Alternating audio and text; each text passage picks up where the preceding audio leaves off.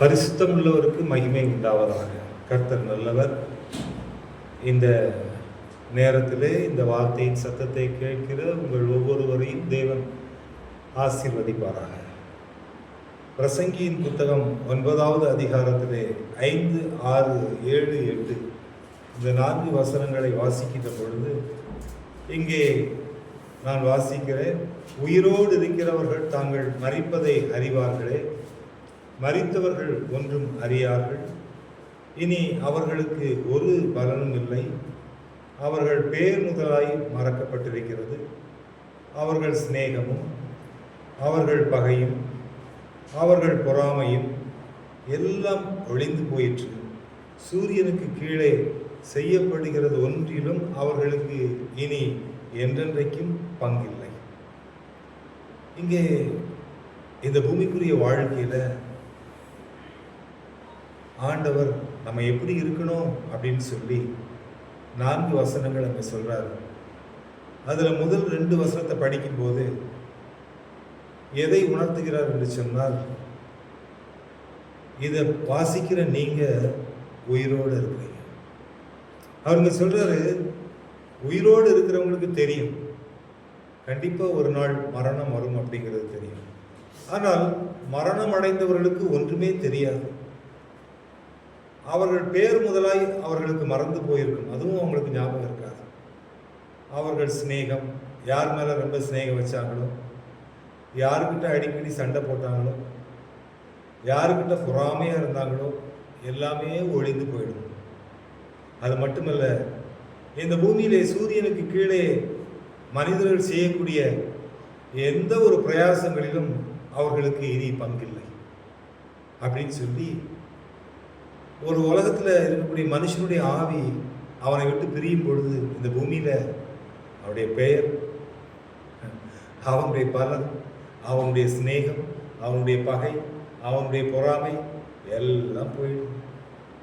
இனி அவனுக்கு எதிலும் பங்கில்லை அப்படின்னு சொல்லிட்டு அடுத்து 7வது வசனத்துல உயிரோடு இருக்கிறவங்களுக்கு அவர் கொடுக்கக்கூடிய ஆலோசனை, நீ இப்போ உன் ஆகாரத்தை சந்தோஷத்துடன் புசித்து, ஆமாம்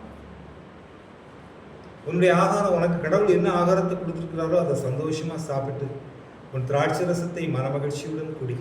ஆமாம், உனக்கு கொடுக்கப்பட்ட ஆகாரங்களை, உனக்கு கொடுக்கப்பட்ட தண்ணீரை எல்லாத்தையும் நீ சந்தோஷமா சாப்பிடு. தேவன் உன் கிரியைகளை அங்கீகாரம் பண்ணியிருக்கிறார். கடவுளும் உன் வாழ்க்கையில் உனக்கு ஒரு அங்கீகாரத்தை கொடுத்துருக்கிறார். நீ இந்த இடத்துல வசிக்கணும், நீ இந்த ஆகாரத்தை சாப்பிடணும், நீ இந்த ட்ரெஸ்ஸை போடணும், உன் வாழ்க்கை இப்படித்தான் இருக்கணும். இதை தேவன் உனக்கு அந்த அங்கீகாரம், ஆத்தரைசேஷன், அதை ஆண்டவர் தான் உனக்கு கொடுத்துருக்கிறார். அதனால கர்த்தருக்கு பிரியமானவர்களே, முதலாவது மரித்தவர்களுக்கு என்ன தகுதி, அவர்களிடத்திலிருந்து என்னெல்லாம் பிரிக்கப்படுகிறது, உயிரோடு இருக்கிறவர்கள் எப்படி இருக்க வேண்டும் என்று 2 காரியங்களில் சொல்றார். 2 காரியங்களில் சொல்லி கடைசியாக 8வது வசனத்தில் சொல்றாரு, உன் வஸ்திரங்கள் எப்போதும் வெள்ளையாயும் உன் தலைக்கு எண்ணெய் குறையாததாயும் இருப்பதாக. உன் வஸ்திரங்கள் எப்பொழுதும் வெள்ளையாயும். சர்ச்சில் இருக்கும்போது மட்டும் வெள்ளை இல்லை, ஆராதனை நேரத்தில் மட்டும் வெள்ளை இல்லை, எப்பொழுதும். பாருங்க, வஸ்திரம் என்று சொன்னால் கர்த்தருக்கு பிரியமானவர்களே, உள்ளான மனிதனை கொடுக்கக்கூடிய, உள்ளான மனிதனை குறித்து சொல்லக்கூடிய ஒரு காரியமாக நம்ம பார்க்கின்றோம். வெளிப்படுத்தின விசேஷத்தில் பரிசுத்த தேவனுக்கு மகிமை உண்டாவதாக. 7வது அதிகாரம், வெளிப்படுத்தின விசேஷம் 7வது அதிகாரம் 13, 14 வசனங்களை வாசிக்கும் பொழுது அங்கே சொல்லப்பட்ட வார்த்தை படிக்க. அப்பொழுது மூப்பர்களில் ஒருவன் என்னை நோக்கி, வெள்ளை அங்கிகளை தரித்திருக்கிற இவர்கள் யார், எங்கே இருந்து வந்தார்கள் என்று கேட்டான். அதற்கு நான், ஆண்டவனே, அது உமக்கே தெரியும் என்றேன்.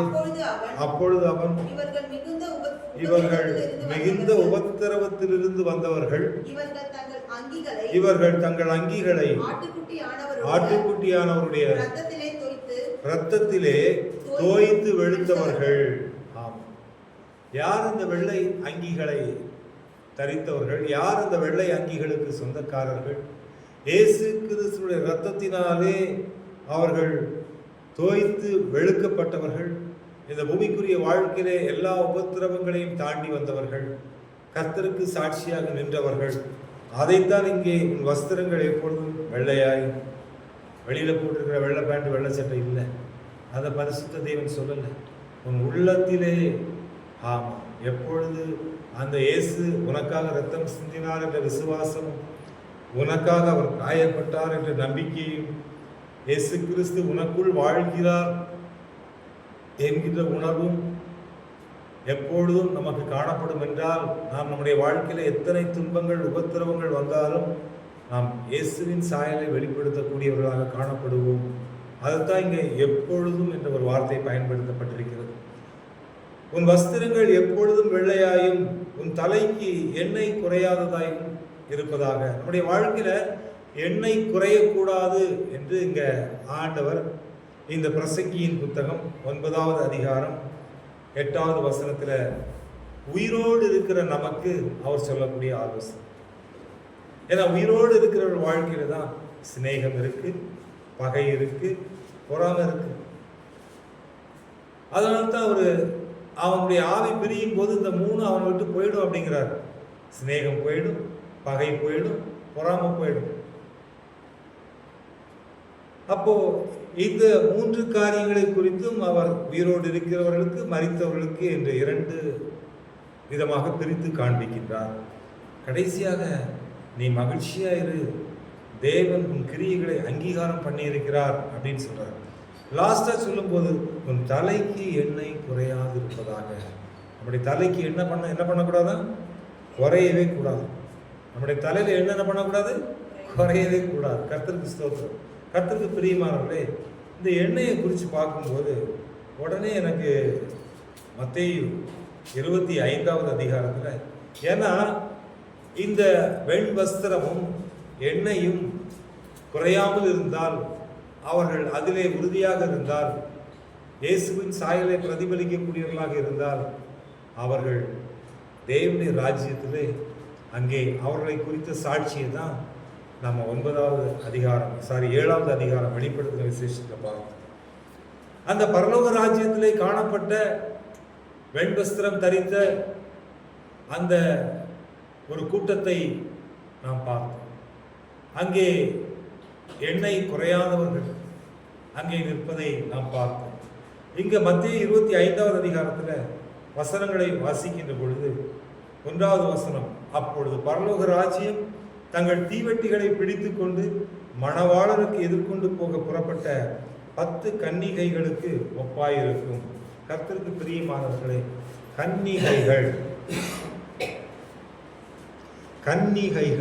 கன்னிகைகள் என்று சொன்னால் அவர்கள் திருமணமாகாதவர்கள், மணவாளனுக்கு சொந்தக்காரர்கள், மணவாட்டி ஸ்தானத்திற்கு ஆயத்தப்படுத்தப்பட்டவர்கள். அவர்களுக்கு அங்கு கன்னிகைகள் என்று சொல்லப்படுகிறது. மணவாளனுக்காக காத்திருக்கிறவர்கள். நமக்கு இந்த பூமியில கொடுக்கப்பட்ட ஸ்தானம் மணவாட்டி ஸ்தானம். மணவாட்டியே என்று ஆண்டவர் நம்மை அழைக்கிறார். அவர் மணவாளனாக இருக்கிறார். இங்கே இந்த 10 கன்னிகைகளை கர்த்தர் பரலோக ராஜ்யத்தை குறித்து பேசும்போது இந்த 10 கன்னிகைகளுக்கு ஒப்பாயிருக்கும் என்று சொல்கிறார். இந்த 10 கன்னிகைகளை குறித்து பார்க்கும் பொழுது அவங்க கையில தீவெட்டி வச்சிருக்கிறாங்களா இல்லையா? முதல் வசனத்தில் தீவெட்டி பிடித்து கொண்டிருக்கிறார்கள், புறப்பட்டார்கள், மணவாளனுக்கு எதிர்கொண்டு போக புறப்பட்டார்கள். அப்ப இந்த முதல் வசனத்தை பார்க்கும் பொழுது இங்க தீவெட்டிகளை பிடித்து கொண்டு மணவாளனுக்கு எதிர்கொண்டு போக இந்த 10 பேரும் புறப்பட்டார்கள். இன்ட்ரோடக்ஷன் சூப்பரா இருக்கு. ஓப்பனிங், ஓட்டப்பந்தயத்தில் ஓப்பனிங் எப்படி இருக்கும்? எல்லாரும் அழகா ட்ரெஸ் பண்ணி, நல்ல காலையில் எதுவும் சாப்பிடாம ஒரே ஒரு வாழைப்பழம் 2 வாழைப்பழம் சாப்பிட்டுட்டு நல்ல பிசிக்கல் எக்ஸசைஸ்லாம் முடிச்சுட்டு அந்த அந்த அந்த கிரவுண்டில் வந்து நிற்கும் போது அவர்கள் ஆயத்தமாகி நான் எப்படி நம்பர் 1ல வந்துடுவேன் அப்படிங்கிற விசுவாசத்தோடு அந்த ஓட்டப்பந்தயத்தில் அவங்க கரெக்டான அந்த அந்த ஆடைகளை எல்லாம் போட்டு விட்டு ரெடியாக முழங்கால் பண்ணிவிட்டு அந்த கரெக்டாக எப்போ அந்த சவுண்டு ஸ்டார்ட் சவுண்டு வருங்கிறத காதுகள் கேட்கும்படி ஆயத்தமாக இருப்பாங்க இல்லையா? அதே போல தான் ஓப்பனிங் பிரம்மாண்டமாக இருக்கு. எத்தனை பேர் மொத்தம்? 10 பேர். இங்கே 10 பேர் தீவெட்டிகளை பிடித்து கொண்டு மணவாளனுக்கு எதிர்கொண்டு போக புறப்பட்டவர்கள். ஆமாம். ஆனா இதுல இந்த 10 பேரை ஆண்டவர் 2ஆ பிரிக்கிறார். இந்த 10 பேரும் கன்னிகைகள் தான். இந்த 10 பேரும் தீவெட்டிகளை பிடித்து கொண்டிருக்கிறவர்கள் தான். இந்த 10 பேரும் புறப்பட்டவர்கள் தான். இந்த 10 பேரும் மணவாளனுக்கு எதிர்கொண்டு போக ஆயத்தமானவர்கள் தான். ஆனால் இங்கே ஒரு வேதனையான காரியம் என்னவென்று சொன்னால், இந்த 10 பேர்ல 5 பேர் புத்தி உள்ளவர்கள், 5 பேர் புத்தி இல்லாதவர்கள். இந்த புத்தி உள்ளவர்கள் தங்கள் தீவெட்டிகளை எடுத்துக்கொண்டு போனார்கள். புத்தி இல்லாதவர்களும் தீவெட்டிகளை எடுத்துக்கொண்டு போனார்கள். தீவெட்டி என்று சொன்னால் எரிந்து கொண்டே இருக்கும், அதான் தீவெட்டி. பிரகாசித்துக் கொண்டே இருக்கும், அதுதான் தீவெட்டி. 10 பேர் கையிலையும் தீவெட்டி இருக்குது. 10 பேர் கையிலையும் எரிகிற தீவெட்டி இருக்குது. ஓப்பனிங்ல 10 பேரும் அந்த தீவெட்டிகளை பிடித்திருக்கிறார்கள். பிரகாசமாக எரிகிறது, அவங்க முகம் பிரகாசமா தெரியுது, அழகா எரியுது. புறப்பட்டவர்கள் 10 பேர்கள். ஆனால் இங்கே வசனம் சொல்லுகிறது, புத்தி உள்ளவர்கள் தீவெட்டிகளோடு கூட தங்கள் பாத்திரங்களில் எண்ணெயையும் கொண்டு போனார்கள். புத்தி இல்லாதவர்கள் தங்கள் தீவெட்டிகளை எடுத்துக்கொண்டு போனார்கள், எண்ணெயையோ கூட கொண்டு போகவில்லை. 3வது வசனத்துல எண்ணெய் அங்கே கொண்டு போகவில்லை என்று சொல்லப்பட்டிருக்கிறது. 4வது வசனத்திலே எண்ணெயை கொண்டு போனார்கள் என்று சொல்லப்பட்டிருக்கிறது. பாத்திரங்களில் எண்ணெய்களை கொண்டு சென்ற புத்தி உள்ளவர்கள், எண்ணெயை கொண்டு போகாமல் தீவெட்டியை மட்டும் பிடித்து கொண்டு போன புத்தி இல்லாதவர்கள். கர்த்தருக்கு பிரியமானவர்களே, பாத்திரம் என்று சொன்னார், இந்த பூமியிலே கர்த்தர் கொடுத்திருக்கிற ஒரு ஜீவி. நம்முடைய பாத்திரம் நிரம்பி வழிகிற பாத்திரமாக இருக்கிறதா அல்லது குறைவுள்ள பாத்திரமாக இருக்கிறது? இங்கே எண்ணெயை கொண்டு போகாமல் வெறும் தீவெட்டிகளை மட்டும் பிடித்து கொண்டு சென்ற 5 புத்தி இல்லாதவர்கள். பாருங்க, அவங்க கரெக்டாக போனாங்க, தீவெட்டி எடுத்துட்டு போனாங்க, புறப்பட்டு போனாங்க, நல்ல ட்ரெஸ் பண்ணிட்டு போனாங்க. ஆனால் எண்ணெயை மிஸ் பண்ணிட்டாங்க. எதை மிஸ் பண்ணிட்டாங்க? பிரசங்கியின் புத்தகம் 9வது அதிகாரம் 8வது வசனத்தை படித்தோம். உன் தலைக்கு எண்ணெய் குறையாததாயும் இருப்பதாக. ஓட்டப்பந்தயத்தில் எல்லாரும் ஓடுவாங்க. ஓட்டப்பந்தயத்தில் ஓடுறது முக்கியம் இல்லை. நல்ல போராட்டத்தை போராடினேன், ஓட்டத்தை முடித்தேன், விசுவாசத்தை காத்து கொண்டேன். ஆமாம், அங்கே கிரீடம், த கிரவுன் யாருக்கு வைக்கப்படுகிறது சொன்னால் விசுவாசத்தை காத்து கொள்கிறவர்களுக்கு. ஆமாம், ஓட்டப்பந்தயத்தில் நல்ல போராட்டத்தை போராடுகிறவர்களுக்கு, முடிவு புரிந்தும் ரட்சிப்பு நிலைத்திருக்கிறவர்களுக்கு, அவர்களுக்கு தான் அந்த கிரீடத்தை கர்த்தர் வைத்திருக்கின்றார். இங்கே 10 பேர் புறப்பட்டார்கள். ஆனா அவங்க நினைச்சாங்க, நம்ம கரெக்டா அந்த டெஸ்டினேஷன் ரீச் ஆயிடுவோம், கண்டிப்பா அந்த எரிகிற தீவெட்டி எரிந்து கொண்டே இருக்கும்னு நினைச்சாங்க. இங்க வசனம் சொல்லுது, 5வது வசனம், மணவாளன் வர தாமதித்த போது. மணவாளன் வர மத்தேயு 25:5 படிங்க. மணவாளன் வர தாமதித்த போது அவர்கள் எல்லாரும் நித்திரை மயக்கமடைந்து தூங்கிவிட்டார்கள். பாருங்க, மணவாளன் வர தாமதித்த போது, மணவாளன் வர தாமதித்த போது எல்லாரும் தூங்கிட்டாங்க. 10 பேரும், புத்தி உள்ளவர்களும் தூங்கிட்டாங்க, புத்தி இல்லாதவர்களும் தூங்கிட்டாங்க. ஏன்னா லேட் ஆகுது, லேட்டானால எல்லாரும் தூங்கிட்டாங்க. நடு ராத்திரியிலே இதோ மணவாளன் வருகிறார், அவருக்கு எதிர்கொண்டு போக புறப்படுங்கள் என்கின்ற சத்தம் உண்டாயிற்று. இந்த சத்தம் எல்லாருக்குமே கேட்குது. புத்தி உள்ளவர்களுக்கு இந்த சத்தம் கேட்குது, புத்தி இல்லாதவர்களுக்கு இந்த சத்தம் கேட்குது. அப்போ 7வது வசனத்துல, அப்பொழுது அந்த கன்னிகைகள் எல்லாரும் எழுந்திருந்து தங்கள் தீவெட்டிகளை ஆயத்தப்படுத்தினார்கள். கர்த்தருடைய சத்தத்தை அவர்கள் கேட்டார்கள். புத்தி உள்ளவர்களும் கேட்டார்கள், புத்தி இல்லாதவர்களும் கேட்டார்கள். இன்றைக்கு கடவுளுடைய சத்தத்தை எல்லாருமே கேட்குறாங்க. கேட்காதவங்க யாருமே இல்லை, எல்லாருமே கேட்குறாங்க. ஆனால் அவருடைய வருகைக்கு ஆயத்தமாய் இருந்தவர்கள் யார் அப்படின்னு பார்க்கும்போது, இங்கே 7வது வசனத்துல, அப்பொழுது அந்த கன்னிகைகள் எல்லாரும் எழுந்திருந்து தங்கள் தீவெட்டிகளை ஆயத்தப்படுத்தினார்கள். எல்லாரும் ஆயத்தப்படுத்துறாங்க தீவெட்டிகளை. 8வது வசனத்துல, புத்தி இல்லாதவர்கள் புத்தி உள்ளவர்களை நோக்கி உங்கள் எண்ணெயில் எங்களுக்கு கொஞ்சம் கொடுங்கள், எங்கள் தீவட்டிகள் அணைந்து போகிறதே என்றார்கள். வாழ்க்கையில நம்ம எப்பவுமே எரிஞ்சிட்டு இருக்கிறோம் அப்படின்னு நினைக்க கூடாது. சத்ருவானவன், பிசாசானவன் அந்த வெளிச்சத்தை அணைக்கும்படிக்கு எரிகிற தீவட்டியாகிய உன்னை, எரிந்து கொண்டிருக்கிற கொள்ளியை போல, எரிகிற கொள்ளியை போல இருக்கிற உன்னை அணைந்து போன சாம்பலுக்கு ஒப்பாக மாற்றும்படிக்கு. ஆமாம், சாம்பல் என்று சொன்னால் புலம்பல், சாம்பல் என்று சொன்னால் அழுகை, சாம்பல் என்று சொன்னால் வேதனை. ஒரு தீ எரிந்து முடிந்து அணைந்து விட்டால் அந்த இடத்துல சாம்பல் தான் இருக்கும், வேற எதுவுமே இருக்காது. இங்கே எரிந்து கொண்டிருக்கிற தீவட்டியை அணைந்து போகும்படிக்கு சத்துருவானவன் இந்த பூமிக்குரிய வாழ்க்கையில பல விதமான சோதனைகளை கொண்டு வந்தாலும், கர்த்தருக்கு பிரியமானவர்களே, உன்னிடத்தில் அந்த அபிஷேகத்தின் எண்ணெய் குறையாமல் இருக்குமானால், உன் பாத்திரம் நிரம்பி வழிகிற பாத்திரமாய் இருக்குமானால், இந்த பூமிக்குரிய வாழ்க்கையில பரிசுத்த தேவன் வர தாமதம் ஆனாலும், உன் வாழ்க்கையிலே நடைபெற இருக்கக்கூடிய காரியங்களிலே தாமதம் காணப்பட்டாலும், தேவன் ஒரு நாள் உன்னோடு கூட பேசும் சத்தம் கேட்கும். அந்த சத்தத்தை கேட்கும் போது அந்த ஆசீர்வாதத்தை பெற்றுக்கொள்வதற்கு நீ தகுதியுள்ள பாத்திரமாய் காணப்பட வேண்டும். அதுதான் ஆண்டவர் சொல்றார். நாம் நம்முடைய வாழ்க்கையில நம்முடைய எண்ணெய் குறையும் பொழுது நம்முடைய தீவெட்டி அணைகிறதற்கு நாம் காரணமாக இருக்கின்றோம். நம்மால் ஆயத்தப்படுத்த முடியாமல் போய்விடுகிறது. ஏனென்று சொன்னால், வெளிச்சத்தில் பிரகாசித்த நாம், வெளிச்சத்திற்கு பங்குள்ளவர்களாகிய நாம் இருளுக்கு பங்குள்ளவர்களாக மாறி போகிறோம். கர்த்தருக்கு பிரியமானவர்களே, இங்கே எல்லோரும் ஆயத்தப்படுத்தினார்கள். நல்ல தெரியுது, புத்தி இல்லாதவர்கள் புத்தி உள்ளவர்களை நோக்கி, உங்கள் எண்ணெயில் எங்களுக்கு கொஞ்சம் கொடுங்கள், எங்கள் தீவட்டிகள் அணைந்து போகிறதே என்றார்கள். புத்தி உள்ளவர்கள் பிரதியுத்தரமாக, அப்படி அல்ல, எங்களுக்கும் உங்களுக்கும் போதாமல் இராதபடிக்கு நீங்கள் விற்கிறவரிடத்தில் போய் உங்களுக்காக வாங்கிக் கொள்ளுங்கள் என்றார்கள். அப்படியே அவர்கள் வாங்க போன போது மணவாளன் வந்து விட்டார். அல்லேலூயா.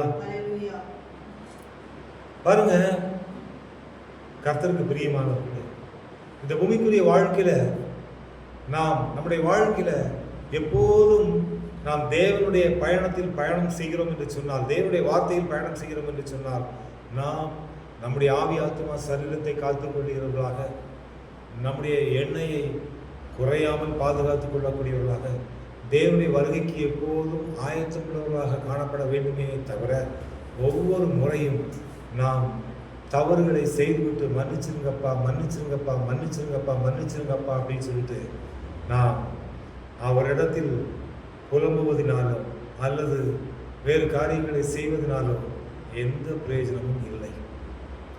பாருங்க, 10 பேர் புறப்பட்டாங்க. 10 பேருக்கும் மணவாட்டியினுடைய ஆடை தான் கொடுக்கப்பட்டிருக்கிறது. 10 பேரும் கையில தீவட்டி வச்சிருக்கிறாங்க. 10 பேர் எரிந்து பிரகாசிக்கிற விளக்கா இருந்தாங்க. ஆனால் அந்த 10 பேர்ல 5 பேர் புத்தி இல்லாதவர்கள். அவர்கள் புத்தி இல்லாதவர்களாக காணப்பட்டபடினாலே தங்கள் தீவட்டிகளை அவர்கள் அணைத்து போட்டார்கள். வேற ஒருத்தருடைய தீவட்டி கிடையாது, அவங்க கையில வச்சிருந்த தீவட்டி. வேற யாரோட ப்ராப்பர்ட்டியோ கிடையாது, அவங்க ப்ராப்பர்ட்டியை அவங்களே அணைத்தார்கள். அதுதான் வசனம் சொல்லுகிறது, நீதிமொழிகள் 14வது அதிகாரத்துல, புத்தியுள்ள ஸ்திரீ தன் வீட்டை, புத்தி இல்லாதவளும் தன் வீட்டை இடித்து போடுகிறாள். பாருங்க, தன் கையில் இருந்த தீவட்டி, வேற யார் கையிலோ இருந்த தீவட்டி இல்லை, தனக்கு வெளிச்சத்தை கொடுத்த தீவட்டி, தனக்கு ஆசீர்வாதத்தை கொடுத்த தீவட்டி, தன்னை பிரகாசிக்க செய்த தீவட்டி, தன்னை பிரகாசிக்க செய்த தீவட்டியை, தன் கைகளிலே வைத்திருந்த தீவட்டியை தானே அணைத்து போட்ட ஸ்திரீ, அதைத்தான் புத்தி இல்லாத ஸ்திரீ என்று வேதம் சொல்லுகிறது. அப்ப இந்த இடத்துல பார்க்கும் பொழுது, புத்தி இல்லாதவர்கள் அவர்கள் அந்த எண்ணெய்க்காக அவர்கள் சென்றார்கள். மணவாளன் வந்தார். புத்தி உள்ளவர்கள் ஆயத்தமாக இருந்தார்கள். ஆயத்தமாக இருந்தவர்கள் அவரோடு கூட கல்யாண வீட்டுக்குள் பிரவேசித்தார்கள். கதவும் அடைக்கப்பட்டது. கதவும் அடைக்கப்பட்டது. கர்த்தருக்கு பிரியமானவர்களே, ஆரம்பம் சூப்பராக இருந்துச்சு. Excellent start, good start. அவர்கள் மணவாளனை பார்ப்பதற்குத்தான் ஆயத்தம், மணவாளனுக்கு எதிர்கொண்டு போவதான் ஆயத்தம், மணவாளனுக்காக புறப்பட்டவர்கள், மணவாளனுடைய வருகைக்கு ஆயத்தமானவர்கள். தாமதமானது, தூங்கினார்கள். ஆனாலும் அவருடைய வருகையின் சத்தம் கேட்டது. அந்த சத்தத்தையும் அவர்கள் கேட்டார்கள். கேட்டும் உணர்வில்லாதவர்களாய், எண்ணெய் இல்லாதவர்களாக ஒரு கட்டத்தில் அவர்கள் மாறினபடினாலே அவர்கள் அந்த எரிகிற தீவெட்டி, அவர்களுடைய எரிகிற தீவெட்டி அணைந்து போன தீவெட்டியாக மாறியது. அவர்கள் ஒன்றுக்கும் பிரயோஜனம் இல்லாதவர்களாக மாறினார்கள். கதவு அடைக்கப்பட்டது. 5 பேர் ஏற்றுக்கொள்ளப்பட்டார்கள். இது எல்லாத்த விட கொடுமை என்னன்னா, ரொம்ப கஷ்டமான ஒரு விஷயம் என்னன்னு சொல்லி பேசினா, ஆண்டவர் பேசின சத்தம் இவங்களுக்கு கேட்டுச்சு. இவங்க ஆயத்தப்படுத்தலை, இவர்கள் ஆயத்தமாக இல்லை. 2வது, இவங்க ஆண்டவர்கிட்ட பேசுறாங்க. என்ன பேசுறாங்கன்னா, ஆண்டவரே ஆண்டவரே எங்களுக்கு திறக்க வேண்டும் என்று சொல்லி புலம்பினார்கள், கத்தினார்கள். 11வது வசனத்துல அப்போ அவங்களுக்கு மறுபடியும் சத்தம் கேட்குது. என்ன சத்தம்னா, உங்களை அறியேன் என்று மெய்யாகவே உங்களுக்கு சொல்லுகிறேன். கர்த்தருக்கு பிரியமானவர்களே, இந்த அதிகாரத்தில் படிக்கும் போது எரிகிற தீவெட்டியை பிடித்து கொண்டு இருக்கும் பொழுது, அவர்கள் தீ அங்கே எரிந்து கொண்டு இருக்கும் போது கர்த்தருடைய சத்தம் அவர்கள் காதுகளிலே கேட்டது. புறப்படுங்கள் என்று கேட்டது. எப்பொழுது அவருடைய தீவெட்டி அணைந்து போனதோ, எப்பொழுது அந்த தீ அணைந்து சாம்பலாக மாறினதோ, தங்கள் கைகளில் இருக்கிற தீவெட்டியை எண்ணெய் இல்லாமல் எப்பொழுது அவர்கள் அணைத்து போட்டார்களோ, அப்பொழுது பரிசுத்த தேவன் அந்த தீவெட்டியை பிடித்திருந்த அந்த ஸ்திரீகளை பார்த்து புறப்படுங்கள் என்று சொன்ன அதே ஆண்டவர், புறப்படுங்கள் என்று சொன்ன அதே ஆண்டவர் உங்களை அறியேன் என்று சொன்னார். வேற யாருன்னா சொன்னா கூட பரவாயில்ல, புறப்படு அப்படின்னு சொன்ன அதே ஆண்டவர் மறுபடியும் சொல்றாரு அதே ஜனங்களுக்கு, உங்களை அறியேன். கர்த்தருக்கு பிரியமானவர்களே, நாம் நம்முடைய வாழ்க்கையில விழித்திருக்கிறவர்களாக காணப்படும். ஒரு காரியத்தை செய்யும் பொழுது நம்ம செய்கிற காரியத்துல அது தேவனுக்கு பிரியமா இருக்கா, பிரியமில்லாத? நீ எதை செய்தாலும் தேவன் அறிவார். உன் உள்ளத்துல இருக்கிறது ஆண்டவருக்கு தெரியுமா, தெரியாதா? தெரியும்.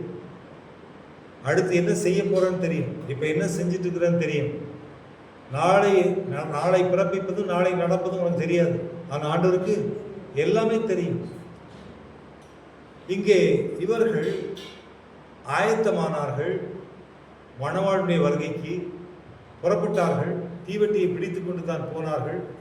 நல்ல அருமையாக 10 கன்னிகள் என்று சொல்லப்பட்டது. ஆனால் இவர்கள் செய்த அந்த புத்தி இல்லாத காரியம் இவர்கள் வாழ்வில் தேவனுடைய ராஜ்யத்திற்குள் பிரவேசிக்க கூடாதபடிக்கு அவர்களை தடை செய்தது. காரணம் வேறு யாரும் அல்ல, அவர்களே. வேற யாரும் இல்லை, அவர்களே. அவர்கள் தேவனுடைய ராஜ்யத்தில் பிரவேசிக்க கூடாதபடிக்கு அவர்களே அந்த காரியத்துக்கு பங்காளியாக மாறி போனார்கள். இதுல ரொம்ப கஷ்டமான விஷயம் எனக்கு ஆச்சரியமா இருந்துச்சு. இந்த ஜனங்கள்ட்ட தான் ஆண்டவர் பேசினார், அழகா பேசினார். என்ன பேசினார்? புறப்படுங்கள், மணவாளன் வருகிறார், புறப்படுங்கள். 6வது வசனத்தை படிங்க. நடுராத்திரியிலே இதோ மணவாளன் வருகிறார், அவருக்கு எதிர்கொண்டு போக புறப்படுங்கள் என்கிற சத்தம் உண்டாயிற்று. இந்த சத்தத்தை கேட்டாங்க, பிரயோஜனம் இல்லை. என்ன இல்லை? பிரயோஜனம் இல்லை. படிக்க 12வது வசனம். அதற்கு அவர், உங்களை அறியேன் என்று மெய்யாகவே உங்களுக்கு சொல்லுகிறேன் என்றார். பாருங்க, எந்த சத்தம் புறப்படுங்கள் என்று சொன்னதோ அதே பரலோகத்தின் சத்தம். I don't know who are you, யார் நீ? ஏன்னா உன் விளக்கை நீ அணைத்து போட்டாய். உன் விளக்கு ஒன்றுக்கும் பிரயோஜனம் இல்லாமல் போனது. எரிந்து பிரகாசிக்கிற விளக்காயிருந்த நீ உன் எண்ணெய் அபிஷேகத்தை கெடுத்து, இன்றைக்கு அநேகர் அப்படித்தான் தனக்குள் இருக்கிற அபிஷேகத்தை கெடுத்து கொண்டிருக்கிறார். கர்த்தருக்கு பிரியமானவர்களே, அதுதான் பிரசங்கியின் புத்தகத்தில் படித்தோம். உன் வஸ்திரங்கள் எப்பொழுதும் வெள்ளையாயும் உன் தலைக்கு எண்ணெய் குறையாததாயும் இருப்பதாக. பரிசுத்த தேவன் அப்படிப்பட்ட கிருபையை நமக்கு தந்து மணவாளன் வருகைக்கு ஆயத்தமாகவும் புறப்படுங்கள் என்று சத்தத்தை கேட்ட நாம், கதவுகள் அடைக்கப்படும் போது நாம் அவரோடு இருக்கிறவர்களாக இருக்கும்படிக்கு ஜாக்கிரதை உள்ளவர்களாக இருப்போம், விழித்திருப்போம். கர்த்தருக்கு மகிமை உண்டாவதாக. இந்த வார்த்தையின் சத்தத்தை கேட்டவங்களை தேவன் ஆசீர்வதிப்பார்.